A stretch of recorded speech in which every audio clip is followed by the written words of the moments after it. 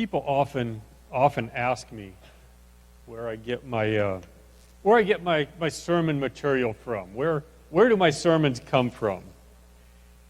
And I have to say, most of them start with a run. So when I run, I generally put in some earbuds and I either listen to the scriptures, other sermons, or to podcasts of Christian podcasts. And so when I run, I'm listening to these, and sometimes I don't catch much, but sometimes there's a seed that's planted, and then it starts to grow in me. And that is the case with what I'm going to share this morning. It was on one of those runs that I was listening to a sermon from Ada Bible Church. And I listened to it, and I kept thinking, man, he's talking to me. Man, he's talking to me. And so I got home from my run, and I listened to it a second time so I could take some notes. And I took some notes, and I've been mulling over those, and I've been studying this, and today's sermon is going to be the results. But my going out and running actually started with a trip to the doctor's office years ago. And you guys, you know what that's like, right? You don't want to be there. We all hate going to the doctor. You step on a scale, and then you sit on some crunchy paper on this little table that makes noise every time you move. Right? And you're there, and if you're there with an ache and pain, then you just want them to fix it. You want the magic bullet, right? You go, fix it, and you leave, right? So when I go to the dermatologist, it's that way. It's really nice because the dermatologist finds some skin cancer on me. He burns it off, he cuts it off, he freezes it, he does whatever he does, he puts some stitches in, and I walk out the door and I'm done. Right? Nothing else to do. It's gone. It's behind me. The same with my finger. I was here earlier this fall, and I had my hand was wrapped up because I had surgery on my finger. My finger kept getting locked in position. And it was great because the surgery was like 5 minutes. It took longer to get into the stupid gown that I had to wear. And it was done. I walked out. I could move my finger. I just had to wait for a little bit of healing, but it was over. So that's kind of what we want when we go to the doctor, right? We want this magic bullet. But sometimes we go to the doctor, and the doctor tells us that we have to do something, right? We have to change a bad habit. I won't ask for a show of hands this morning, but how many people have gone to the doctor and the doctor said, you should lose a little bit of weight? Or you should eat better, your cholesterol is high. Or you should stop smoking or drinking or whatever it is. The doctor does that sort of thing. And the doctor told me one time, he says, your cholesterol is kind of on the high side. You should change your diet. And I'm like, Right? I'm like, what gives you the right to tell me what to do? I like my red meat. I like the fat that I get to consume. I'm not real big on fruit and vegetables. Right? What gives you the authority to tell me what to do? And so I went home, and for about 3 days I ate better. And if you looked at my diet now compared to my diet before that doctor's visit, there is probably no difference. It's probably what I shouldn't be saying. But we just tend to ignore what they say. But when it comes down to our health, doctors are our authority, right? I mean, they know more than we do. So this particular, I said my running started with a trip to the doctor. So I went to the doctor, and it was for a physical. And going to a physical is worse than if there's just something wrong with you, right? Because they're going to poke and prod where you don't want to be poked and prodded. And so I'm there, and I'm sitting on that crunchy paper, and the doctor, she kind of looks at me, and she goes, do you know how much you weigh? And I looked back at her with like this dumbest expression I could put on my face and said, yes, you just made me get on a scale before I walked in here. It was 170 pounds. And she goes, do you know how much you weighed last time you were here? And I'm like, that was like a year ago. I can guess and get pretty close. I'm going to say 165. And she said, And do you know how much you weighed 2 years ago? And I'm like, I can guess. I'm going to say 160. And she said, yeah, you've gained 10 pounds in 2 years, and that's way too much. And I thought, who do you think you are? Who do you think you are telling me that? Right? I was not pleased. And do we have the slides this morning? Okay, there we go. That's good. And so I decided that I was going to go ahead and make an effort. She got under my skin enough that I was going to make a little bit of an effort. And so our son Jonathan had a dog, and his dog needed exercise, so we would run together. And so we started running, and then I don't know if my wife enjoyed having me out of the house or if she thought it was actually making me healthier because she got me a dog. And my dog loves to run. I just walk through the room carrying my running shoes, and the dog is on its feet and ready to go. I mean, that dog is crazy when it comes to running. But when I'm out there running, in the back of my mind, I'm still thinking, who does she think she is? Right? I'm thinking that about my doctor. And if you have your Bibles this morning, I invite you to open them up to Mark chapter 11. Mark chapter 11. In this passage, we're going to see that I'm not the first person to ask that question. In Mark 11, we have the account of the triumphal entry.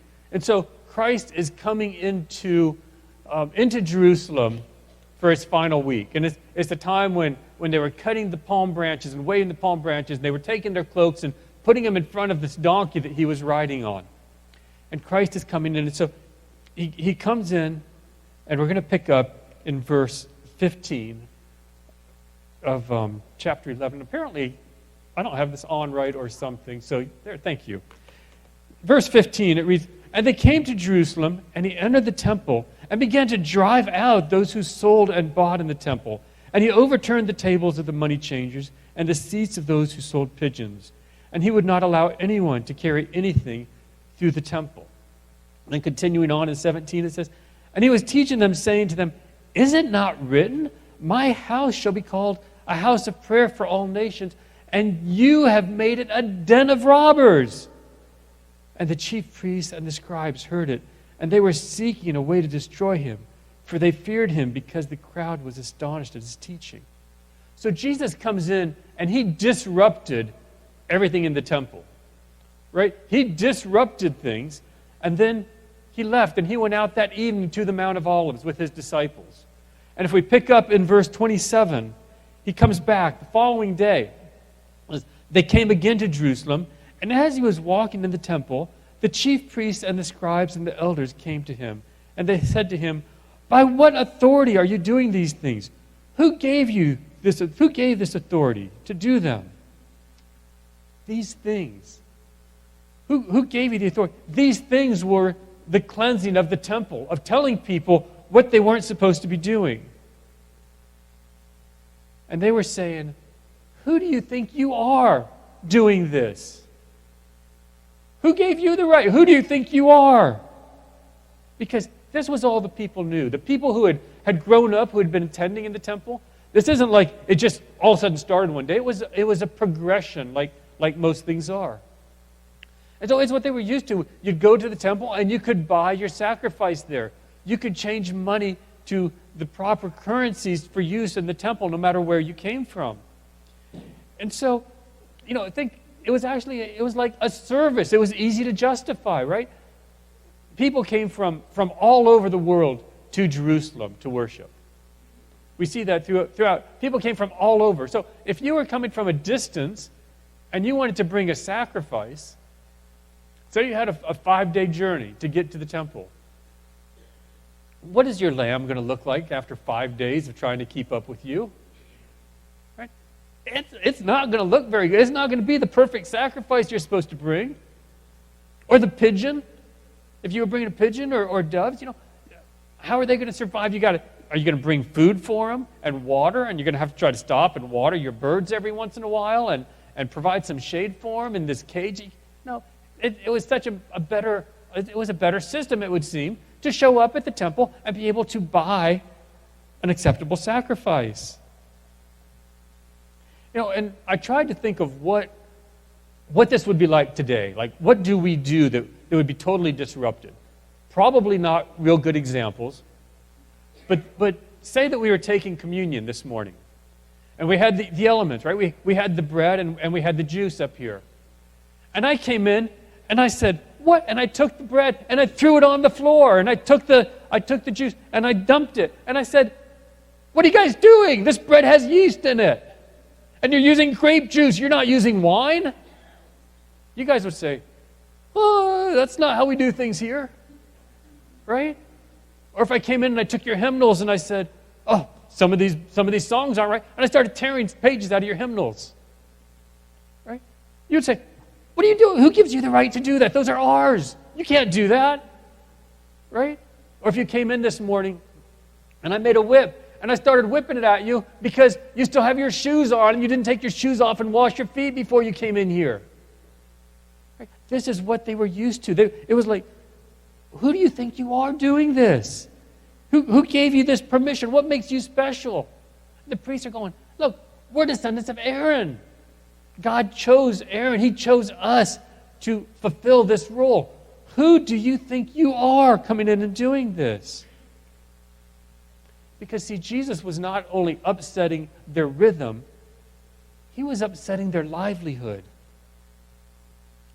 And how do we respond when he does that to us? How do we respond when he upsets our livelihood? Do we ask the same thing? Jesus, who do you think you are asking me to do that? Right? If God asked you to give your car away, you say, who do you think you are asking me to do that? He told the rich young ruler, he said, go, sell all your possessions, give the money to the poor, and come follow me. And the rich young ruler, it says, he went away sad. And I imagine him thinking, whoa, who does he think he is? I wanted to follow him. I wanted to learn from him. But who does he think he is making that kind of a demand? That's outrageous. And what if he asked you to do the same? Would you do it? Really, would you do it? Because most of us struggle to give 10% of our income. Most of us struggle to tithe. How much harder would it be to give 100% of your assets? Not just your income, but everything you own. That's what he was asking. And then the chief priests and the elders that were there, they questioned Jesus about, who do you think that you are? What's your authority? And Jesus answered that like he so often did. He answered it with a question. And picking up in 11 verse 29, it says, Jesus said to them, I will ask you one question. Answer me, and I'll tell you by what authority I do these things. Was the baptism of John from heaven or from man? Answer me. Answer me. And they discussed it and said to one another, if we say from heaven, he'll say, then why didn't you believe him? But if we say from man, they were afraid of the people, for they held that John was really a prophet.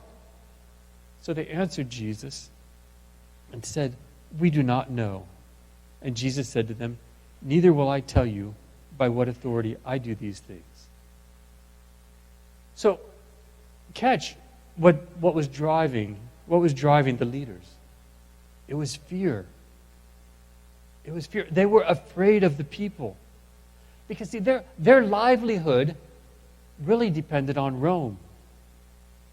They had power and they had privilege only because Rome allowed it.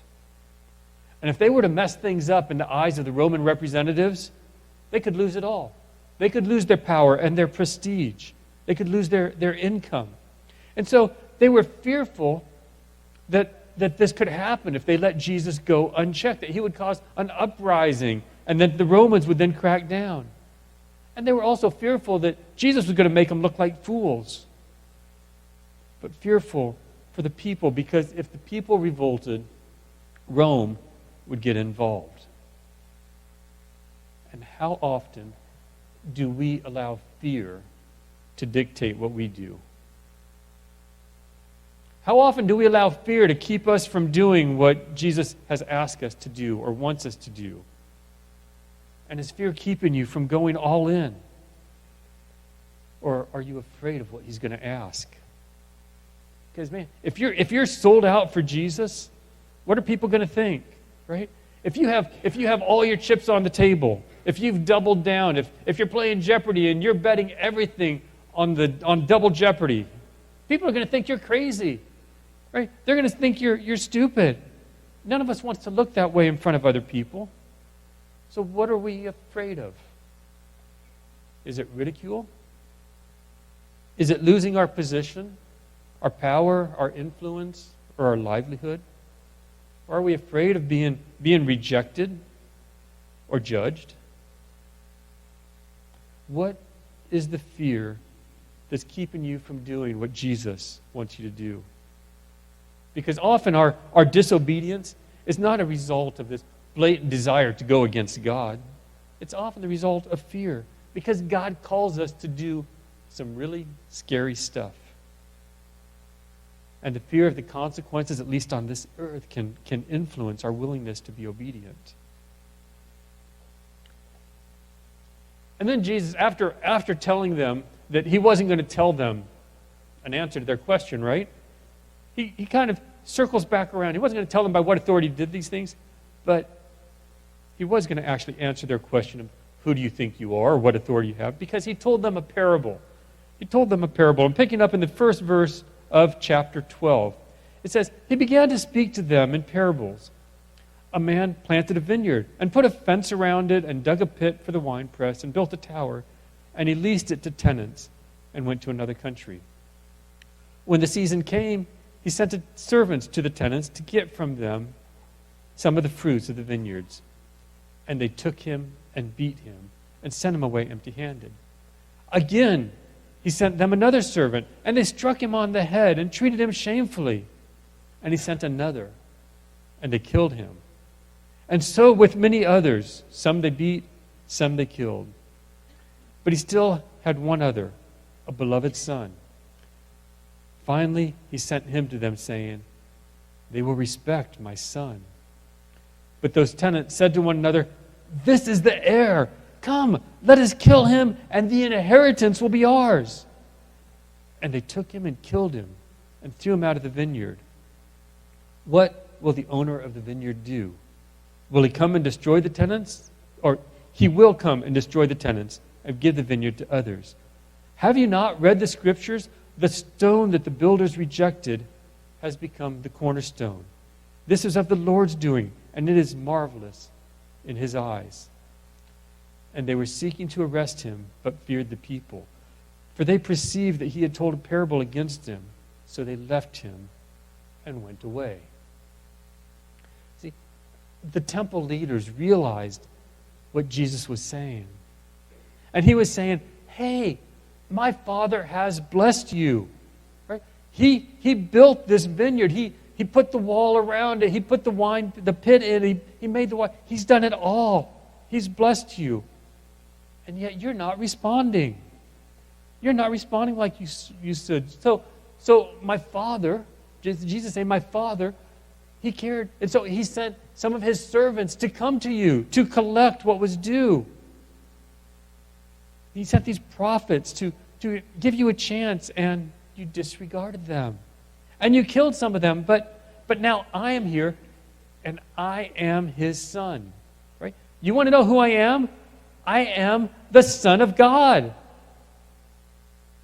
That is what Jesus was saying. And then he said, and you're rejecting me too. You're rejecting me too. You're going to kill me. And this angered the leaders. And they did. They wanted to kill Jesus. And the only reason they didn't was they feared the people. And man, I just think God has blessed us in so many ways. I was listening to your sermon from last week when Shelby was here. And he said something along the lines of, what if you only had what you had thanked God for in the last, and I forget if he said 24 or 48 hours. And I heard that, and I said, well, I wouldn't have a car. And if I had a car, it's not going to be any gas in it, because I don't know if I've ever thanked God for the gas, for the tank of gas, right? So I'm going to be walking to church. And then I thought, but I'm going to be going barefoot because I don't have any shoes. And I'm not sure if I thanked God for the church in the last 24 or 48 hours, so I might not even have anywhere to go. I might be stuck here with my wife and my kids because I know I thank God for them. And I said a prayer before my meal, so I'm still going to eat. Right? That's it. God has blessed us so much. He's blessed us so much. I mean, first of all, I'll talk about myself.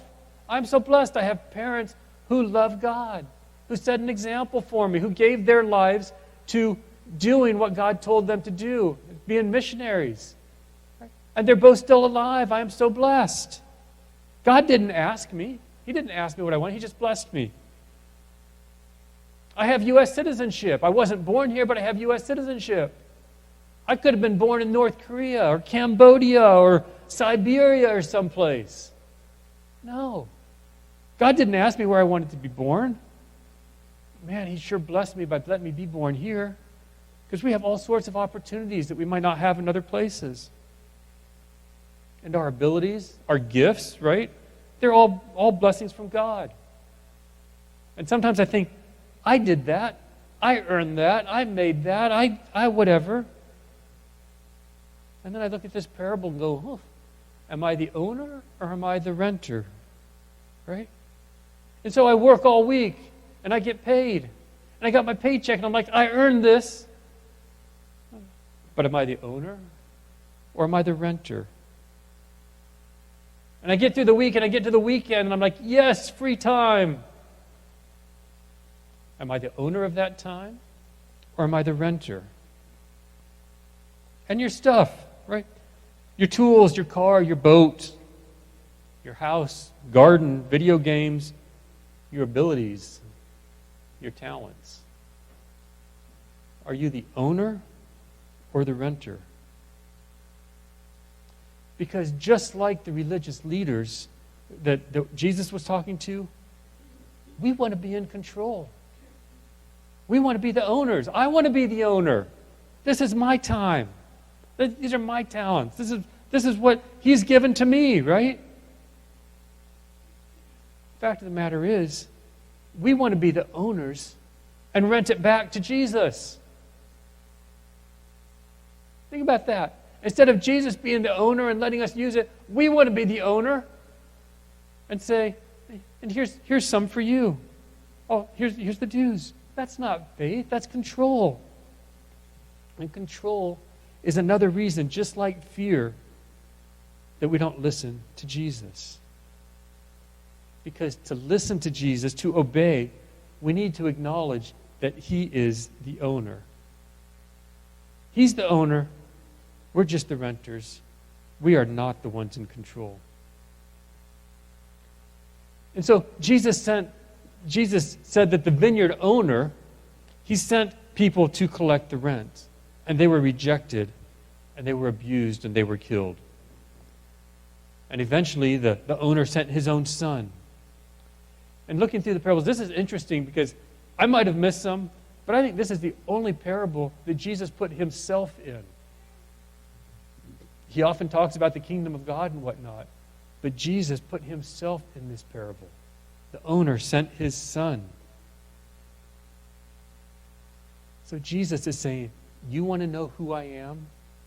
Who I think I am? You want to know where I get my authority? I am the Son of God. I get my authority from Him. And the fact that this vineyard owner kept sending messengers is actually kind of surprising. They didn't listen, and He kept sending them, and then He sent His own son, and He was really saying, hey, look, you have abused some of my servants. You have killed some of my servants. And you know what? All that will be forgotten. All that can be restored if you just respect my son. Just respect my son and do what he says. But respect is another reason that we don't like to listen to what Jesus said. Sometimes we don't listen because of fear. Sometimes we don't listen because we want to be in control. And sometimes we don't listen because we lack respect. We just don't respect him. The religious leaders, they didn't respect him. And as Jesus prophesied to them, they killed him. So how do we respect Jesus? How do we respect God? Because I can respect my wife, I can respect my children, I can respect... How do we respect God? Jesus, he told us. He said, that stone that the builders rejected, it's the cornerstone. Make me the cornerstone of your life. The cornerstone is what you reference everything else off of. It's that point, right? Everything else is built on or around the cornerstone, all referencing the cornerstone. And maybe if we're struggling with our buildings, maybe we're struggling with our lives because we're building on something else. We've lost track of our cornerstone. Maybe like the religious leaders, we're building on prestige or power or money. Or maybe we're building on status or security. And so the title of my sermon this morning, the question asked of Jesus, who do you think you are? We know the answer. He is the Son of God. But what about you? What about you? Who do you think you are? And let's wrap around that one just a little bit. Instead of me asking, who do you think you are? Let me ask you, whose you are. Whose you are. Because Christ gave his life for you. Have you given your life back to him? Are you his? Do you belong to him? Because if so, you have been adopted by God. And as his child, you have authority. Right? In the prayer time before church this morning, we read out of John 3, I think,